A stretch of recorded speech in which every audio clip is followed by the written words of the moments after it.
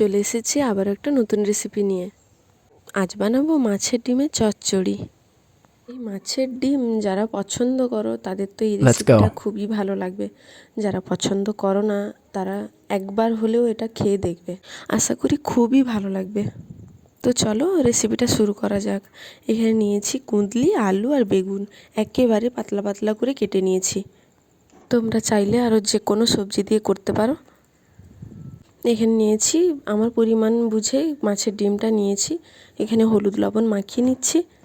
হলুদ লবণ মাখানো হয়ে গেছে, এবার কড়াই বসিয়ে দিয়েছি। কড়াইতে দিয়ে দেবো সরিষার তেল দিয়ে এবার ডিমগুলো ভালো করে ভেজে নিব। বেশি ভাজবো না, এদিক ওদিক হালকা ভেজে নিব। এই রেসিপিটা সব কিছুর সাথেই ভালো লাগবে, যেমন ভাত, রুটি, তোমরা পরোটা দিয়েও খেতে পারো। আবার যদি গ্রামের দিকে হও, মুড়ি পান্তা তো রয়েছে, মুড়ি পান্তার সাথেও খুব ভালো লাগবে। মাছের ডিমটা ভাজা হয়ে গেছে, এবার নামিয়ে কড়াই বসিয়ে দিয়েছি। আবার দিয়ে দিচ্ছি পরিমাণ বুঝে তেল, দিয়ে দিচ্ছি ফোড়নে 5 ফোড়ন, শুকনো লঙ্কা আর পেঁয়াজ। একটু নেড়ে দিয়ে দিব কেটে ধুয়ে রাখা সবজিগুলো এবার একটু হলুদ লবণ দিয়ে ভাজবো। দিয়ে দিচ্ছি পরিমাণ মতো লবণ, পরিমাণ মতো হলুদ। এবার একটু নেড়ে চেড়ে ভাজবো। 2-3 বার মতন ঢাকা দিয়ে ভাজতে থাকবো। এইভাবে ঢাকা দিয়ে ভাজতে থাকলে সবজিটাও সেদ্ধও হয়ে যাবে আর ভাজাও হয়ে যাবে। এই মাছের ডিমের রেসিপিটা কেমন লাগলো অবশ্যই কমেন্টে জানাবে। ভালো লাগলে লাইক শেয়ার করতে যেন ভুলো না। ভিডিওটা কে কোথা থেকে দেখছো অবশ্যই কমেন্টে জানাবে, তাহলে তোমাদের নাম নিয়ে আমি ধন্যবাদ দিতে পারবো। সবজিটা ভাজা হয়ে গেছে, এবার দিয়ে দিচ্ছি ভেজে রাখা ডিমগুলো দিয়ে একটু নাড়াচাড়া করব।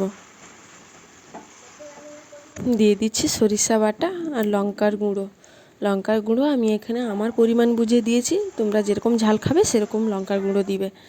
দিয়ে দিচ্ছি সবজিটা সেদ্ধ করার জন্য 1 বাটি জল। সবজির সাথে মাছের ডিমটা আরেকটু সেদ্ধ করে নিব, তাই আবারও 1-2 বার ঢাকা দিয়ে আরও কিছুক্ষণ রান্না করে নিব। রান্নাটা প্রায় হয়ে এসেছে, জল শুকিয়ে এলে সবজিও সেদ্ধ হয়ে গেছে। এবার নামিয়ে নিব। দেখো তরকারিটা থেকে জলটা শুকিয়ে এসছে। ঠিক এইভাবেও তোমরা তরকারিটা নামিয়ে নিবে, বেশি শুকিয়ে গেলে আবার ভালো লাগবে না। দেখো নামিয়ে নিয়েছি।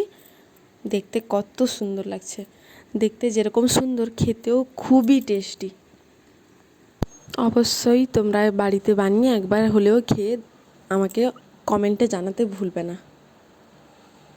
রান্না আমার কমপ্লিট, এবার খেয়ে দেখব। তো আমি ভাতের সাথে খেয়েছিলাম, খুব ভালো লাগছিল। আমার এই পেজে যারা নতুন তারা ফলো করে আমার পাশে থাকবে।